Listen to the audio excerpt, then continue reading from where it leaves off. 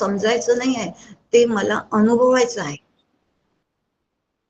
आणि ते अनुभवता येईल तेव्हा मला माझा स्वभाव म्हणजे माझ्याबद्दलचा माझा भाव मला व्यवस्थित झाला आहे, शास्त्रानुसारी झाला आहे, श्री गुरूंच्या सांगण्यानुसारी झाला आहे असं समजावं.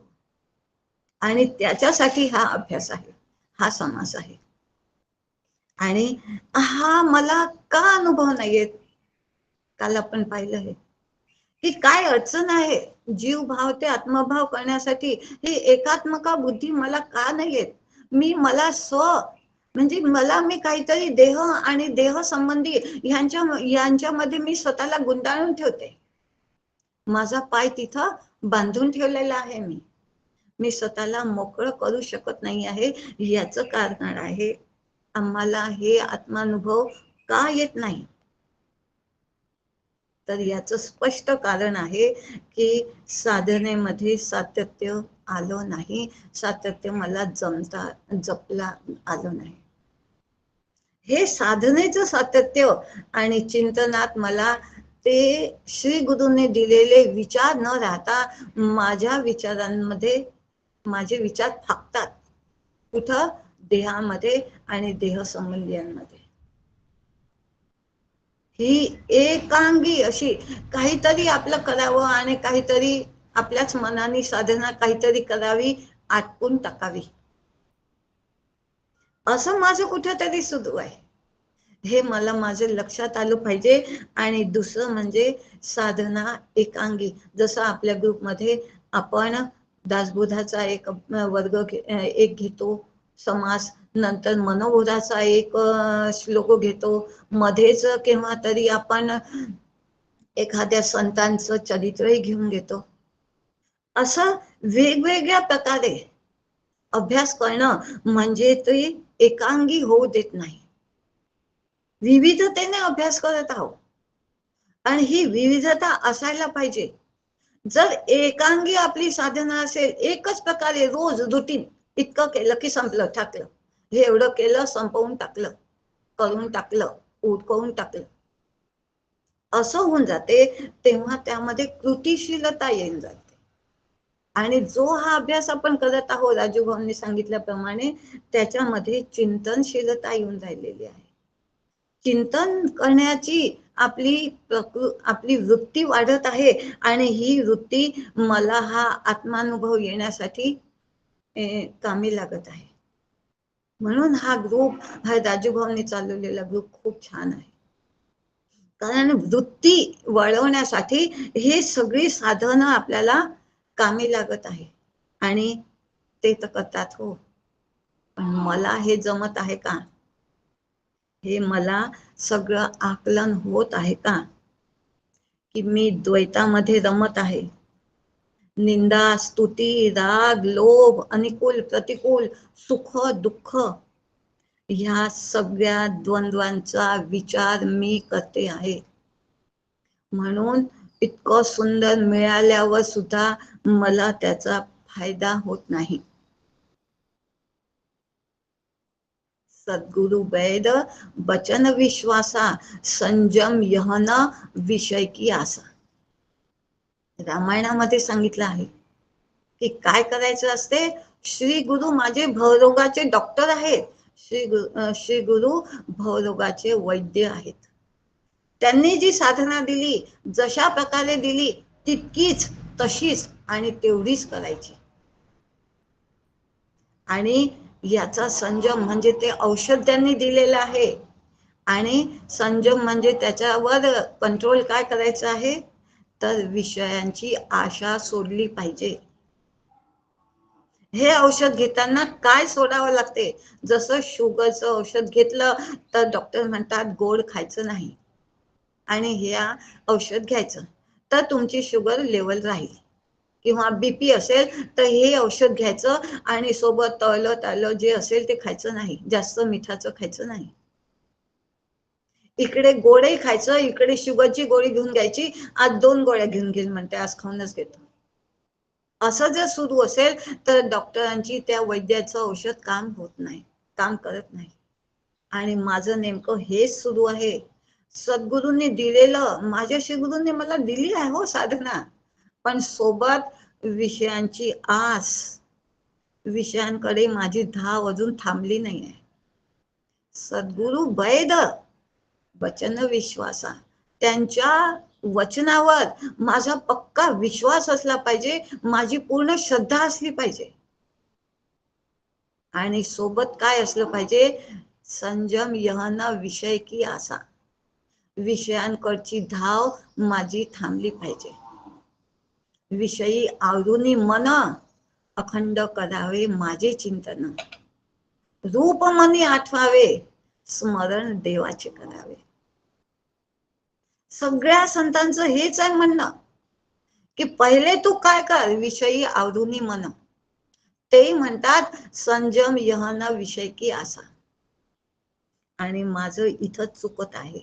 म्हणून श्री गुरूंनी एवढं सुंदर साधन दिलं आहे, ते मला का लागू होत नाही ते औषध? कारण विषयांपासून उपरती झाली नाही, विषय अजून सुटले नाही. शास्त्र म्हणते त्या वाटेला सुद्धा मी जाऊ नये. तिकडे ह्या अभेद दृष्टीसाठी, ह्या आत्मानुभवासाठी माझा बुद्धीचा विकास जर मला करून घ्यायचा असेल, तर मला या विषयांकडून मला निघालं पाहिजे. चैतन्याकडे वृत्ती फिरवणे या नाव भक्ती. अशी माझी भक्ती सुरू आहे का? माझी भक्ती कशी सुरू आहे? लाल फूल पांढरं फूल, हा उपवास तो उपवास, ही पोथी ती पोथी, तीर्थयात्रा देऊळ, वरवरचं साधन. अरे आतमध्ये दुखते आहे, वरून बाम लावल्याने नाही होत, आतमध्ये गाठ झालेली आहे, ती ऑपरेशन करूनच काढावी लागते. आणि ते ऑपरेशन श्री गुरु शिकवत असतात. कधी करू होत नाही, ते आपल्यालाच आपलं करायला शिकवतात. हे तुझं तुलाच करायचं आहे, फक्त ते सांगतात तुला कशी चालवायची. ताई एक मिनिट, एकच मिनिट मध्ये थांबवतो, त्याबद्दल क्षमा मागतो. पण आपल्या समोर आदरणीय आणि वंदनीय समर्थांचे वंशज दुर्गाप्रसाद स्वामी आलेले, त्यांना मी विनंती करतो की निरूपण झाल्यानंतर 2 शब्द आशीर्वचनाचे बोलावेत. तसेच आदरणीय आणि वंदनीय डॉक्टर सुनीलजी लोले गुरुजी हे पण उपस्थित आहेत. त्यांना पण मी हात जोडून विनंती करतो की आपण ही 2 शब्द निरूपण झाल्यानंतर बोलावेत, अशी मी कळकळीची विनंती करतो. ताई सुरू करा. दोघांनाही नमस्कार करते. श्री गुरूंना, माझ्या श्री गुरूंनाही नमस्कार करते आणि शास्त्रीजींनाही नमस्कार करते. आज माझं अहोभाग्य समजते मी. अशा रीतीने आपलं जे आहे घेणं, म्हणजे विषयांकडची धाव माझी जर थांबली, तर हा आत्मानुभव मला येईल. आणि त्याच्यासाठी मी नेहमी तयार असावं. तो घेण्यासाठी मी सावध, साक्षेपी आणि दक्ष असावं. सावध, साक्षेपी, दक्ष, तयार, तत्काळ मोक्ष. सावध असावं म्हणजे मी आनंदासाठी तत्पर असावं. ते मिळवण्यासाठी मी कधीही आडमार्गावर किंवा शॉर्टकट मारायला जाऊ नये. जो मार्ग श्री गुरूंनी दिलेला आहे, तोच श्री गुरूंच्या मार्गदर्शनानेच तो मी करावा. माझं दिलेलं साधन गुरु दत्तच असावं. आपल्या मनाने, आपल्या मनाचा मळ कालवू नको रे म्हटलं आहे. हे पण करतो ना श्री गुरुदेवा. आणि माझं जे अगो पहिलेपासून पोथी वाचत आहे, आता जर ही नाही वाचली तर मला ते शाप देणार का, काहीतरी या भीतीपोटी ते सोडावंसं नाही वाटत. पण आता श्री गुरूंसारखे जबरदस्त परब्रह्म स्वरूप ते माझ्या सोबत असल्यावर आता ही भीती ठेवण्याची काय गरज आहे? एवढी मला जर माझी श्रद्धा कमी पडते, माझा विश्वास कमी पडते, म्हणून मी ते सोडू नाही शकत. आणि हेच मी आनंदासाठी तत्पर असेल, प्रस्थान त्रयीला धरून, माझी संत पठडीला धरून माझे सगळं सुरू असेल, तर मग मी सावध, साक्षेपी दक्ष, मी सावध आहे. सावध असावं म्हणजे माझं साधन स्वरूपाकारतेकडे, म्हणजे त्या आनंदाकडे, सच्चिदानंद स्वरूप जे ब्रह्मस्वरूप आहे त्याकडच्या वाटचालीकडे होत आहे का, ते अनुसंधान मी टिकवत आहे का. गमोपंथ अनंत या राघवाचा, ह्यापासून मी ह्या पंथावर चालता चालता कुठंतरी थांबले आहे का. सवय आहे हो, थोडीशी भजी खाऊनच घेते, थोडस चहा पिऊनच घेते, काहीतरी नाश्ता पाणी करूनच घेते. आणि मग काय होते माहित आहे का, हे खाण्यापिण्याचं किंवा हे करण्याची मनाई नाही आहे, थोडस मुलाबाळांचं करूनच घेते. थांब माझ्या बाळाला तीठ लावू दे, थांब माझ्या बाळाला आंघोळ करू दे. आणि असंच माझं करता करता करता करता हा गमोपंथ अनंत पुढे जायचं राहून जाते. आणि तिथंच मी त्या भजे खाता खाता भज्याचं दुकान लावून बसून जाते, म्हणजे तिथंच मी रमून जाते. आणि माझे संगी, माझे साथी सगळे त्या मार्गावर पुढे चालले जातात, निघून जातात. आणि मी मात्र इथंच संसारामध्ये देण्या घेण्यामध्ये रमत बसते. म्हणून हा अनुभव मला येत नाही, म्हणजे मी सावध नाही आहे. इथं मला थांबायचं नाही आहे, हा आड रस्ता मला घ्यायचा नाही आहे. इथं मी हे सगळं बरोबर माझं सुरू आहे की नाही, शास्त्राला धरून, संत पठडीला धरून, श्री गुरूंनी दिलेल्याच मार्गाने मी चालत आहे की नाही, हे मी माझं सावधपणे बघावं. आणि त्याच्या पुढे ह्यासाठी मी नेहमी तत्पर असावं, की मला कुठंही थांबायचं नाही, मला कुठंही कोणत्याही प्रापंचिकाच्या याच्यासाठी मला तिथं जमायचं नाही. मग प्रपंच करू नको का असं म्हणतात का ते, नाही, प्रपंच करावा नेटका म्हटलं आहे. आणि मला एका जन्माची नाही हो, अनेक जन्माची सवय आहे. प्रपंच नेटका करण्याची नाही, नेटाने करण्याची, त्याच्यामध्ये रमायची, त्याच्यामध्ये रेंगळायची, अशी जी सवय आहे ती मला सुरुवातीला सांगितलं, विषयी आवडूनी मन, संयम यहन विषय की आसा. हे आस जे आहे तिथं मी सावध राहिलं पाहिजे, तिथं मी दक्ष राहून पुढे गेलं पाहिजे. गमोपंथ अनंत या राघवाचा, इथं मी दक्ष राहिलं पाहिजे की मी इथंच मी चुकते आहे, त्या ठिकाणी विशेष लक्ष देऊन पुढे मार्गक्रमण करायचं आहे. आणि असं मला जमलं की हे उद्योग मी असावं, मी साक्षेपी असावं. कशासाठी, श्री गुरूंनी दिलेल्या मार्गासाठी, ब्रह्मचिंतनासाठी. हाच माझा उद्योग असावा. येता जाता बसत उठता कार्य करता, देता घेता वदने वदता ग्रास घेता, घरी दारी शय्येवरी रती सुखाचे असरी, सर्वांची लज्जा त्यजुनी भगवत चिंतन करी. हाच चिंतनाचा माझा धंदा असावा, माझा उद्योग असावा. आणि त्यासाठी कोणी वंदा कोणी निंदा, आमचा स्वहिताचा धंदा. हा धंदा मला सोडता कामा नये, मला भज्याचा धंदा लागायचा नाही. मला या मनुष्य देहांचे लेणे अकस्मात भाग्याने, हे मला भाग्याने मिळालेले आहे.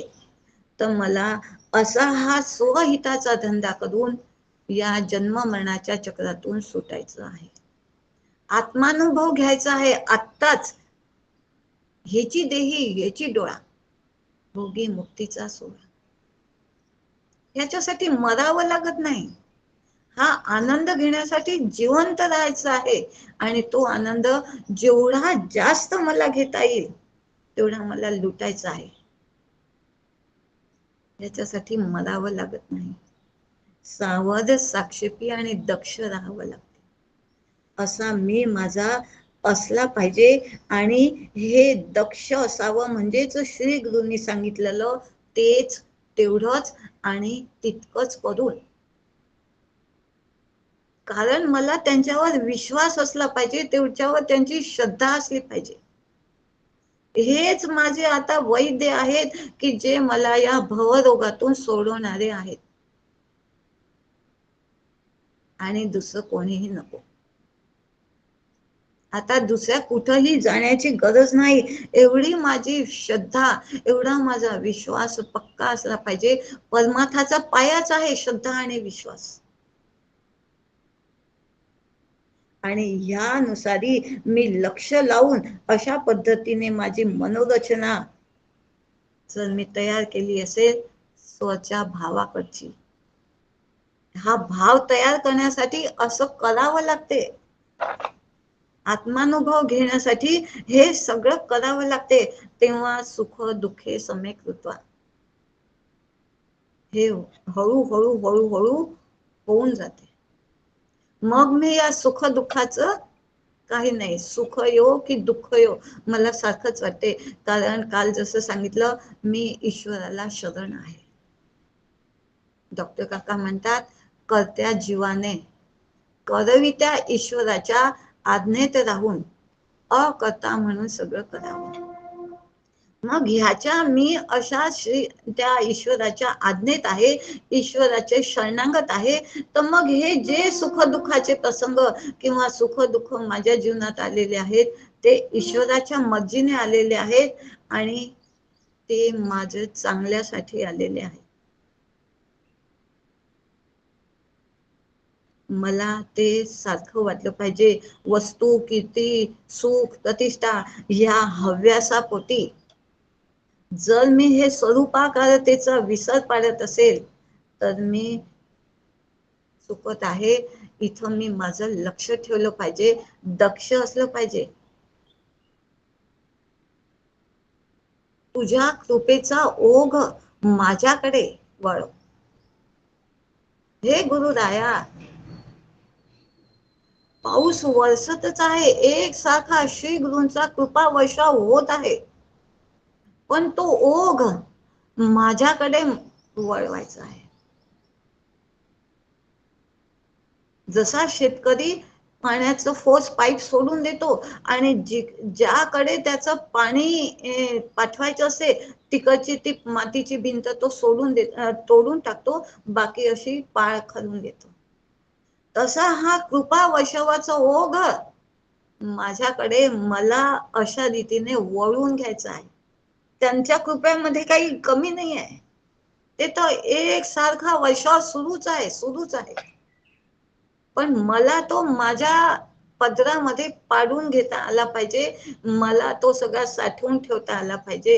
हे माझं प्रथम कर्तव्य आहे. त्यांनी त्यांच्याकडून काही कमी नाही ठेवली आहे. जी कमी आहे ही माझ्याकडून आहे हे मला कळलं पाहिजे. नाहीतर साधारण आपला स्वभाव असतो माझा बरं की त्यांनी मला असं मला तसं, ते सगळ्यांना करतात मला करतच नाही. पण माझं भांड लहान आहे ना हो. मग ते अमृत तत्व ते जास्त टाकू शकत नाही आणि खरकट आहे, खराब आहे. चित्त शुद्ध, चित्त शांत, चित्त असं झालं असेल तर ते टाकू शकतात. अशा बरबटलेल्या मी आणि माझे ह्याने बरबटलेल्या चित्तामध्ये ते तिथे बैसवू पावले श्री गुरूंची नाही बसू शकत. ते त्यांना ती मर्यादा आहे. ते तिथं बसूच नाही शकत. छेदया वया संसार बंधन करावे सद्गुरु सेवन. सद्गुरु सेवा माझे भजन गुरु आम्हा भिन्न भाव नाही. हे छेदन करायचं असेल तर श्री गुरूंचं भजनच करायचं आहे.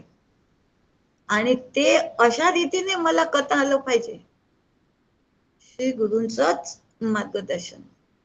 कारण हे मला छेदून काढायचं आहे. ही साखळी मला या जन्मात तोडूनच टाकायची आहे.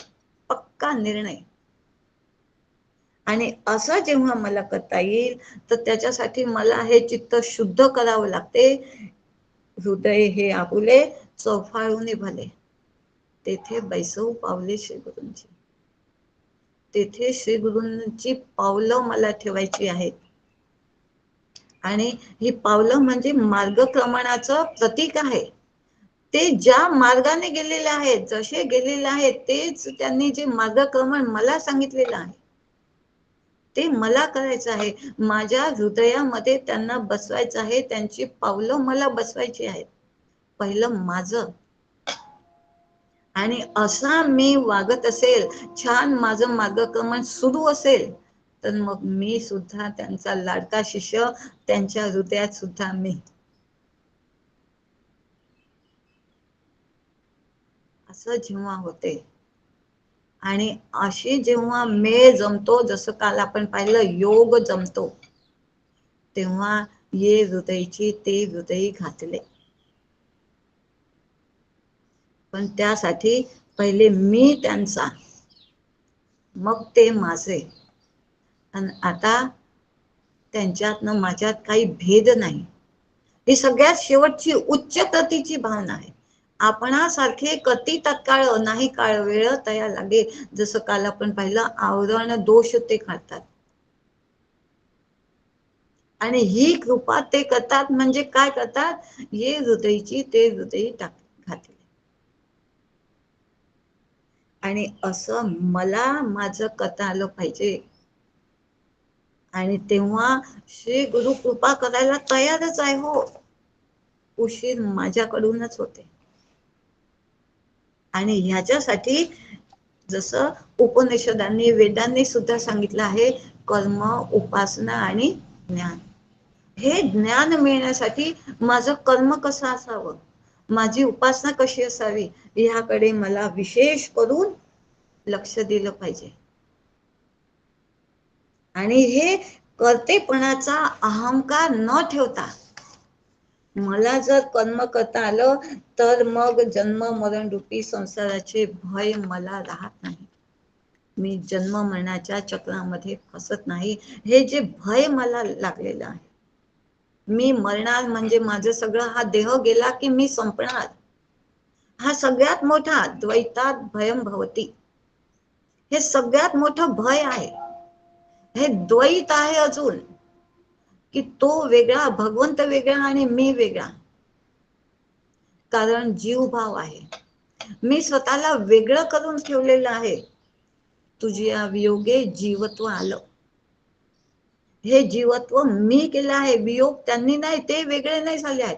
मी स्वतःला हे जीव पण घेतला आहे. आणि स्वतःला मी या देहबुद्धीमध्ये आल्यामुळे मी स्वतःला जीव म्हणायला लागलो, मी स्वतःला देह म्हणायला लागले. आणि मग देह आणि देह संबंधी यांच्यामध्ये रमायला लागले. त्यामुळे आत्मैक्य भावाच्या विस्ताराकडे माझी वाटचाल कमी झाली. स्वतःला आत्मा असं न मानून भयाच्या वाटेला देशाबाहेर घालवणे हे मला जमलं नाही. अभयत्व मला घेता आलं नाही. आत्मभाव झाल्यावरच द्वैत मिटते. मी जेव्हा जीव भाव सोडेल आणि आत्मभाव घेईल, तेव्हाच तो न मी एक आहे, मीच तो आहे. कोण? भगवंत किंवा आत्मा. ब्रह्मानंदे पडली टाळी. आणि हा जो आहे त्याच्यासाठी निष्काम भावनेने योग्य वेद विहित कर्म करावे लागतात. कर्म, उपासना आणि ज्ञान हे वेदांनी सुद्धा ह्या 3 पायऱ्या सांगितल्याच आहेत. मला तिथं पोहोचायचं आहे. स्वचा भाव बदलण्यासाठी आता हे प्रयत्न मला करणे भाग आहे. आणि माझे कर्म कसे आहेत हे मला त्याच्याकडे बघितलं पाहिजे. आणि शास्त्र म्हणते तू निष्काम भावाने कर्म कर आणि वेद विहितच कर. मना सज्जना भक्ती पंथेची जावे आणि जगी निंद्यते सर्व सोडून द्यावे, जनी वंद्यते सर्व भावे करावे. हा भाव मला आहे का?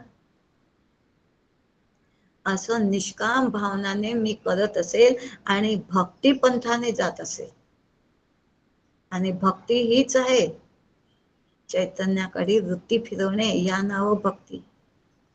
हे मला ही भक्ती करायची आहे, नाहीतर ती बाल भक्ती नाही, ही भक्ती अपेक्षित आहे. आणि त्याच्यासाठी कर्म निष्काम करावे लागते. कामनेने दर्शन मात्र मन कामना पुरती. रोज गणपतीच्या समोर 10 दिवस बसला तो की 10 दिवस 10 लिस्ट त्याच्या समोर ठेवावी, हे मान्य नाहीये. आता इतकं सुंदर तुझं दर्शन केलं, आता काहीही इच्छा नाही, आता काही कामना नाही, असं माझं कर्म असेल तर मल दोष दूर होतो, चित्त शुद्ध होते. आणि उपासना, निष्काम उपासना, हे म्हणजे आपण करत असू, म्हणजे मी करत असेल तर विक्षेप दोष जातो, चित्त शांत होते. आणि मग सद्गुरु कृपेने ज्ञान प्राप्त होते. आणि मी कोण आहे हे जाणून घेण्याची उत्सुकता तयार होते, तळमळ लागते. आणि अशा रीतीने श्री गुरु मग कृपा करतात आणि आवरण दोष श्री गुरु कृपेने दूर होते. त्याच्यासाठीच फक्त श्री गुरु आहेत. पण पहिले मी हे सगळं करायचं आहे, 99.9 सगळं मला करायचं आहे. शेवटचा जो एक मला नाही जमत, त्यासाठी श्री गुरु म्हणतात मी आहे ना बाळा, घाबरू नको. ते नेहमी, काल जसं सांगितलं, तू माझ्या पाठीशी नाही, तू माझ्या संगाती. कोण असावं? माझे श्री गुरु. मग त्यांच्या मागे मागे मी फिरावं का? नाही, त्यांचे विचार नेहमी त्यांच्या सांगण्यानुसारी, त्यांच्या विचारानुसारी, त्यांच्या बोध वाक्यांना मी नेहमी अंगीकारावं. अशा रीतीने मी माझं जर बरोबर वाटचाल सुरू असेल तर आवरण दोष दूर करायला ते वेळ लावत नाहीत. पण ही पूर्वतयारी माझी असली पाहिजे. हृदय हे आपुले चौफाळून भले, तेथे बैसवू पावले श्री गुरूंची. हे पक्क माझ्या हृदयामध्ये आता संसार नाही, माझे श्री गुरु, त्यांचे बोध, त्यांचेच वचन. बस असं स्वच्छ जेव्हा असते चित्त, तेव्हा श्री गुरु तिथे रमतात, तिथं थांबतात. बबतलेल्या जागेवर साधारण माणसाला बसता नाही येतो, तर श्री गुरु परब्रह्म ते कसे थांबतील तिथं? कसं त्यांना राहता येईल? नाही थांबत ते अशा बरबटलेल्या ठिकाणी. म्हणजे त्यांचे विचार आपल्याला पचत नाही, त्यांचे विचार आपल्याला मार्गक्रमणासाठी कामी लागत नाहीत. तो बोध मला पचत नाही. ते कितीही मऊ भात करून खाऊ घालो, मला माझं चित्त बलबतलेलं असल्यामुळे ते मला पचतच नाही. त्याच्यासाठी मला असे निष्काम कर्म केलं पाहिजे. आणि अशा रीतीने निष्काम कर्म जेव्हा मी करत राहते, तेव्हा भगवंताचं नामस्मरण आणि निष्काम कर्म असेल, तेव्हा ईश्वर कृपा होत असते. आणि ईश्वर कृपा झाली की ईश्वराच्या नामस्मरणामध्ये, म्हणजे भगवंताच्या बोधामध्ये, नामीच्या बोधामध्ये नामस्मरण सुरू होते. आणि ईश्वर कृपा झाली की हे सगळं जे त्यांचं सत्संग, नामस्मरण आणि शास्त्रांचं वाचन, हे सगळं आवडायला लागते. आणि ह्याचं परिणाम काय होतो? ईश्वर कृपा करतो, म्हणजे काय करतो? आपल्या जीवनामध्ये श्री गुरु येतात. हे शास्त्र मला समजत नाही, हे मी ऐकते, हे सगळं करते, पण मला समजत नाही, ते वापरता येत नाही. तळमळ लागते की हे कसं करावं, काय करावं, कोणाला विचारू, कुठे जाऊ. ही तळमळ जेव्हा बघते, ईश्वर जेव्हा अशी तळमळ बघते तेव्हा श्री गुरु आपल्या जीवनात येते. हीच खरी ईश्वराची कृपा आहे. श्री गुरूंची प्राप्ती होणं ही खरी केलेली ईश्वराची कृपा आहे. सगुण राम, ह्या दशरथ नंदन रामाने काय कृपा केली? त्याच्या कृपेने मुलगा झाला, त्यांच्या कृपेने नोकरी लागली, त्यांच्या कृपेने आमचं घर झालं, असं नाही. ईश्वराने खरी कृपा केव्हा केली? श्री गुरूंची प्राप्ती झाली. श्री गुरूंनी ईश्वर कृपा म्हणजे श्री गुरु माझ्या जीवनात येणे, त्यांनी मला अनुग्रहित करणे, ही ईश्वराची कृपा आहे. आणि आता मला गुरुदत्त साधना मिळाली आणि त्यानुसारी आता मला शास्त्र समजू लागले. हो, काय करायचं, कसं करायचं, या प्रसंगा जेव्हा माझ्या जीवनामध्ये असे प्रसंग येतात तेव्हा त्या प्रसंगाला योग्य ते तत्वज्ञान त्यावेळेस आठवू लागलं. नाहीतर स्थळ त्याग होता, सवेची जाय, ते वापरता येत नव्हतं. शास्त्र ऐकत होते, श्रवण सुरू होतं, पण वापरता येत नव्हतं. आता श्री गुरूंनी कृपा केली, त्यांनी दिलेलं साधन सुरू झालं आणि योग्य ते तत्वज्ञान योग्य वेळेस आठवू लागलं आणि जीवनामध्ये वावरताना वापरता येऊ लागलं. श्री गुरु कृपा झाली म्हणजे काय झालं नेमकं? हे कर्म सुरू आहे बरं. अशा रीतीने माझं कर्म सुरू असे तेव्हा हे युनिवर्स ज्याला आपण म्हणतो ते सुद्धा अनुकूलता देत जाते आणि आपल्या जीवनामध्ये श्री गुरूंची प्राप्ती करून देत असतात.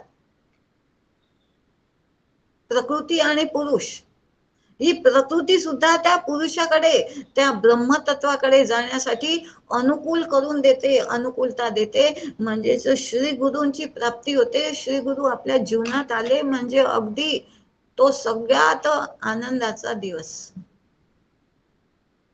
आणि ते तत्वज्ञान जे आहे, आता बोध जे आहे, ते मला नुसतंच वहीत लिहायचं आणि श्रवण करायचं एवढ्यावर आता थांबलं नाही बरं. आता कर्म करताना जसं आपण मागच्या समासामध्ये उत्तम पुरुषाचे लक्षण पाहिले, ते सगळं कर्म मी समजून करते, न पाहता कोट्यावधी. ते समजून नाही केलं तर साधने केली कोट्यावधी तरी मोक्षाचा अधिकारी होणार नाही. पण आता जे जे साधन करते, जे जे कर्म करते, ते समजून करायला लागली आहे आणि त्यामुळे जीवनामध्ये वापरताना हे सगळं मला वावरताना हे मला वापरता येते. योग्य वेळेस योग्य बोध मला कळतो, आठवतो. आणि ह्या वेळेस सुखाचा प्रसंग आला, दुःखाचा प्रसंग आला, हे येणार तर आहेच, पण त्या प्रसंगामध्ये मला ते आठवतात आणि मी स्वतःला वाचवून घेऊ शकते. श्री गुरूंचे बोध ढालीसारखे मला घेता येतात. हे सुख दुःखांचे प्रहार जेव्हा माझ्यावर होतात तेव्हा हा बोध मी असा ठेवते आणि त्या सुख दुःखापासून स्वतःला वाचवून घेते. हे मला आता यायला लागलं कारण श्री गुरूंची प्राप्ती झालेली आहे. माझ्या जीवनामध्ये श्री गुरु आलेले आहेत आणि आनंदाची स्थिती सांभाळता येत आहे. नेहमी अंतःकरण शांत आहे ना, म्हणून शांत अंतःकरणामध्ये विचारसरणी व्यवस्थित होत असते आणि असं अंतःकरण शांत असल्यामुळे ही आनंदाची स्थिती सांभाळणं जमत आहे. हे जमून मग श्री गुरुकृपेचा अंतिम टप्पा, हे सगळं मला करायचं आहे आणि त्याच्यासाठी तू माझ्या संगती, हे श्री गुरुदेवा तुम्ही माझ्या सोबतच असायला पाहिजे, तेव्हा हे मला कळेल, हे मला समजेल, हे मला वापरता येईल. नाहीतर मी चुकायला वेळ लागत नाही, भटकायला मला अजिबात वेळ लागत नाही. शेवटी जीव आहे, अजून आत्मस्वरूप झालेले नाहीये. अशा रीतीने श्री गुरु भटकू देत नाही. कुठं? प्रपंचामध्ये, संसारामध्ये. आणि व्यवस्थित असा एक एक एक एक टप्पा सुरू असला की श्री गुरूंच्या कृपेचा अंतिम टप्पा म्हणजे आत्मकृपा. हे मला ते जाणीव करून देतात की तू ब्रह्मच आहेस. आणि हा अनुभव, हा त्यांचा बोध दृढ निश्चयामध्ये परिवर्तित होऊन जाते. आता देहबुद्धी ते आत्मबुद्धी हा प्रवास अशा श्री गुरु कृपेने पूर्ण झाला. समर्थांनी म्हटलं आहे ना, देहबुद्धी ते आत्मबुद्धी करावी. करावी म्हणजे काय? तो रस्ता जो त्यांनी सांगितला आहे, गमो पंथ आनंद या राघवाचा, हा न दिसणारा रस्ता आहे. हा मार्ग दिसत नाही तरी मार्गक्रमण करायचे आहे. आणि ह्या मार्गावर जाण्यासाठी पाय नाही लागत. बिनु पग चलई चलई सुनई बिनु काना. ह्याच्यासाठी हे कान नाही लागत, ह्याच्यासाठी हे पाय नाही लागत. हे सगळे देहाशिवाय करायचं आहे हे सगळं. आणि असं जेव्हा होऊन जातात, दृढ निश्चय जेव्हा झाला की हो गुरुदेवा, तुम्ही म्हटलं ना मी आत्मा आहे, हो मी आहे. घोष अहम ब्रह्मास्मी, मी आत्मा आहे. त्यांनी जो तत्वमसी बोध दिला होता त्याचं परिवर्तन, हो तुम्ही म्हटलं ते बरोबरच आहे. माझं चूक होतं, मी स्वतःला देह म्हणत होती, मी स्वतःला आई म्हणत होती. हे माझ्यामध्ये स्वचा भाव सुरू आहे बरं. आता हे परिवर्तन झालं आहे माझ्याच भावामध्ये. माझ्याबद्दल माझे जे भाव होते ते अशा रीतीने त्यांच्या कृपेने बदलले. आणि असे जेव्हा होऊन झालं तेव्हा खरं आता अजून काही देह ठेवला नाही बरं, अजून देह आहेच. आणि आता कर्म करत आहे. पण कसं सुरू आहे? कर्तव्यतेची सरे तो मी आत्मत्वे उरे, देह यंत्र कर्करे प्रारब्धावरी. डॉक्टर काका म्हणतात, जेव्हा असा दृढ निश्चय होऊन जातो तेव्हा हा देह काम करतो आहे. सगळं सुरू आहे, घर दार मुलं बाळ, कोणालाही हाकलून दिलेलं नाही किंवा मी सुद्धा बाहेर गेलेली नाही. सगळं आहे, छान आहे. पण मी देह नाही, मी आत्मा आहे. गुंत्यात गुंतून साऱ्या पाय माझा मोकळा. मी माझा पाय मोकळा करणं माझ्या श्री गुरुदेवांनी मला शिकवलं आहे. आता ह्याच्या कशामध्येही माझा पाय अटकला नाही. माझा मुलगा आई म्हणतो तो मी देतेच, प्रेमाने देते. आजी म्हटलं तर आजी होतीच मी. पण ह्या गुंताड्यात माझा पाय अटकत नाही. गुंत्यात गुंतून साऱ्या पाय माझा मोकळा. जेव्हा मला हे देह यंत्र ठेवण्याची वेळ येईल, आनंदाने जाणार. कारण आता निश्चय पक्का झाला आहे, मी कोण आहे. स्वचा भाव झालेला आहे. पहिले मला माझा बदल करायचा आहे. आणि माझा बदल करला की जनाचा बदल करायला वेळ नाही लागत. त्यांच्याकडे बघणं माझं आपोआप होऊन जाते. आणि हे जे करायचं आहे पहिले माझ्यावरच ऑपरेशन करायचं आहे. हे श्री गुरूंनी, डॉक्टर सद्गुरू वैद आहेत त्यांनी ते जे ऑपरेशन करायला सांगितलं आहे तसं मला या कर्माने, हे कर्म मी करत आहे, हे ऑपरेशन मला माझं करायचं आहे. आणि ते कर्म करताना आता असा दृढ निश्चय झाले आहे आणि निष्काम कर्म करत आहे. आता कर्म बंद झालं आहे का? नाही, अजून देह सुदृढ आहे, छान आहे. कर्म करत आहे पण निष्काम करत आहे. सुख दुःखाला बळी न पडता करत आहे. आणि त्याचा परिणाम होतो, शुद्ध पुण्य जमा होत आहे. आणि ह्या पुण्याच्या प्रतापाने ईश्वराने तर कृपा केली आणि हे चांचल्य जे आहे, मनच चंचल संकृत्वा, अर्जुनासारखा अर्जुन म्हणतो की हे मन चंचल आहे, पण आता असं झालं आहे ना, तर हा चंचलत्वाचा दोष निघाला आहे. हे सगळ्यात मोठा दोष असतो. हा दोष अशा रीतीने निघतो. चंचल नाही, आता मन शांत झालं आहे, स्थिर झालं आहे.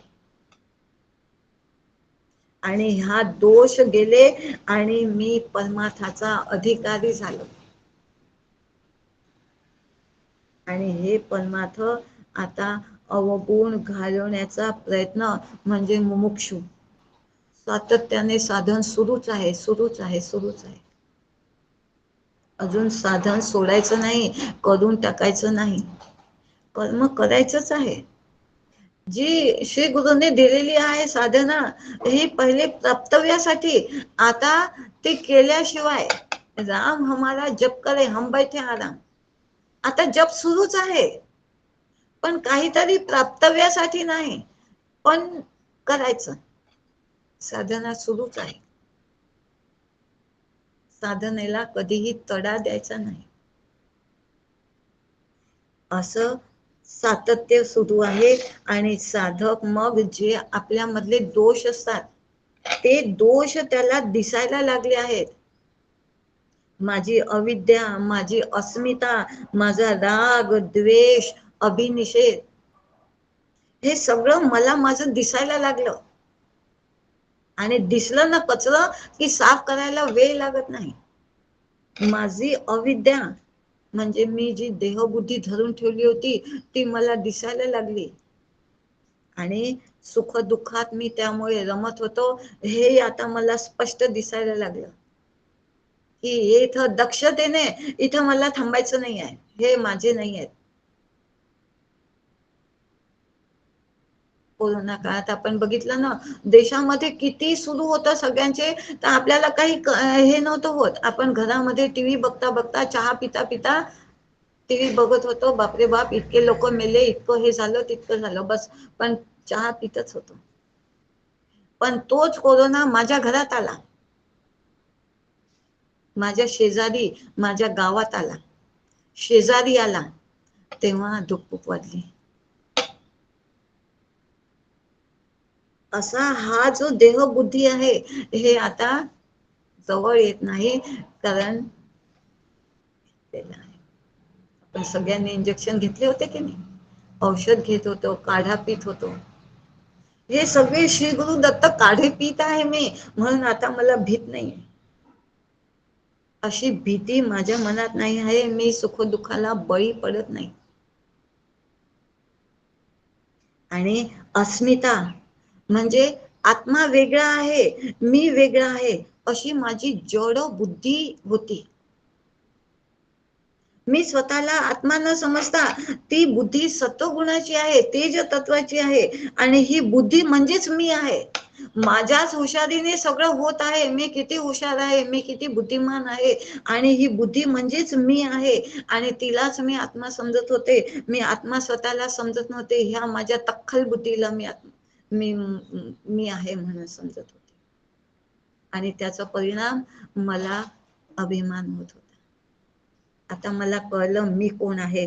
मी ही म्हणजेच अस्मिता, माझी ही तख्खल बुद्धी जी होती, तेच मी आहे असं मी समजत होतो.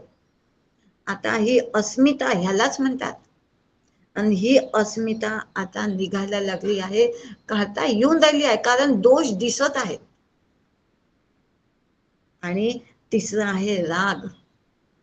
व्यक्ती आणि पदार्थ, स्थिती, ही परिस्थिती, माझी तब्येत अशी, माझं हे असं, माझं ते असं, त्यापासून मला सुख मिळालेले आहे. माझं सगळं व्यवस्थित आहे, त्यापासून या विषयांमध्येच, या व्यक्तीमध्ये, माझी मुलगी आता उन्हाळ्याची सुट्टी आहे ना, घरी आलेली आहे, हा सुख.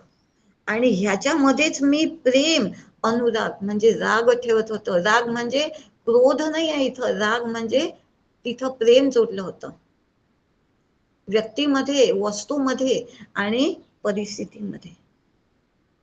आता तसं नाही राहिलं आहे. हा राग मला माझा दिसत आहे की इथं मी आसक्त होण्याची शक्यता गाढ आहे. हे माझं नाही. हे आता मला माझे दोष जे होते राग द्वेषाचे ते मला दिसू लागले. आता कुठेही राग जडला नाही आणि द्वेष सुद्धा नाही, ज्याच्यामुळे त्रासदायक तिटकारा होत होता. ही माझी मुलगी आहे, ही त्यांची मुलगी आहे, असा जो तिटकारा उत्पन्न होत होता, म्हणजे संताप येत होता, त्याला बळी पडणं म्हणजे द्वेष माझ्या अंगी बाळगत होते मी, तो द्वेषही आता नाही. आणि अधिनिवेश म्हणजे मी देह आहे आणि हा देह गेला, हा देह जाणार आणि ह्या मृत्यूच्या भयाची परिसीमा म्हणजे हे अधिनिवेश आहे.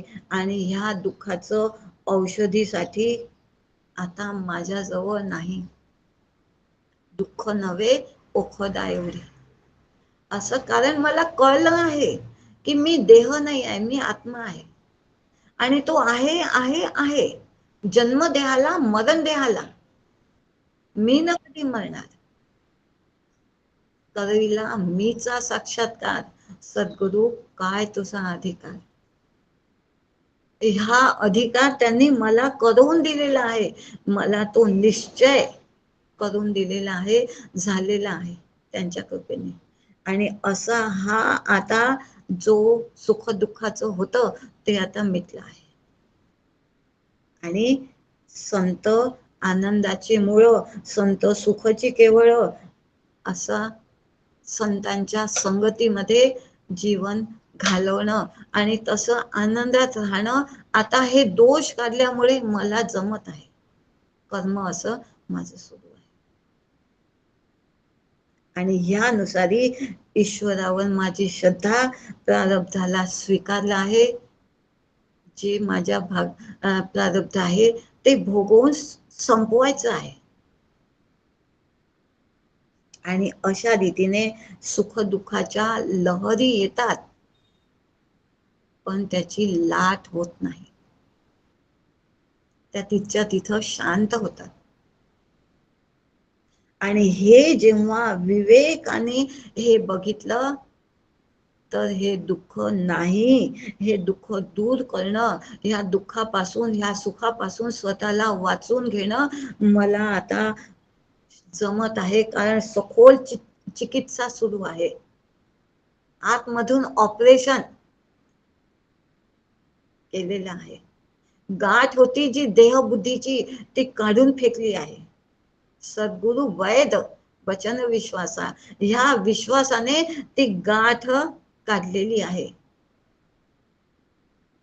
आणि चिंतन आता छान सुरू आहे. त्याच्याच चिंतनामध्ये चर्चा करायची असेल तर त्यांचीच चर्चा, त्या बोधाची, त्याच ईश्वराची चर्चा, त्या परब्रह्माची चर्चा आणि सुखाचा शोध, अशा रीतीने कर्म सुरू आहे. आणि हे सगळं करताना मला सुख काय आहे, हे रस सुख, शब्द सुख, गंध सुख, हे ह्याच्यामध्ये रूप आणि स्पर्श, ह्यामध्ये आता रमणं आवडत नाही. सुख दुःखाला बळी पडत नाही. हे कारण अवगुण, हे ऑपरेशन झालं आहे. हे सुख दुःख हे सगळे देहाला आहे, शब्द स्पर्श रूप रस गंध, ह्याच्यामुळे जे सुख मिळालेलं आहे ते नाही. हे कर्म असं सुरू आहे, हे सगळे मिळत आहे, कदाचित नाही मिळत आहे, पण तरीही सुद्धा तिथं रमायचं नाही. हे श्री गुरु कृपेने आता दृढ निश्चय झाल्यामुळे जमत आहे. अशा कर्माला आपण कर्मापर्यंतच आज पोचलो. उद्या आपण उपासना आणि ज्ञानाकडे वळूया. आज इथंच थांबूया. श्री गुरूंना आपल्या सगळ्यांना नमस्कार करते आणि थांबते. मी आदरणीय आणि वंदनीय ज्येष्ठ समर्थ भक्त आणि श्री समर्थांचे वंशज दुर्गाप्रसाद स्वामींना विनंती करतो की आपण 2 शब्द बोलावे आणि त्यांच्यानंतर आदरणीय आणि वंदनीय गुरुवर्य डॉक्टर सुनीलजी लुले गुरुजींना पण विनंती करतो की आपण 2 शब्द बोलावेत म्हणून. दुर्गाप्रसाद स्वामी. हो.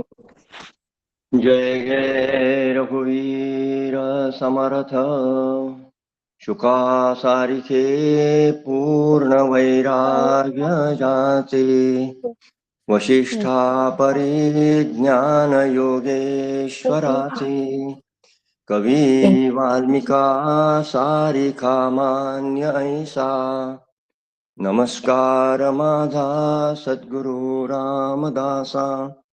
जय जय रघुवीर समर्थ.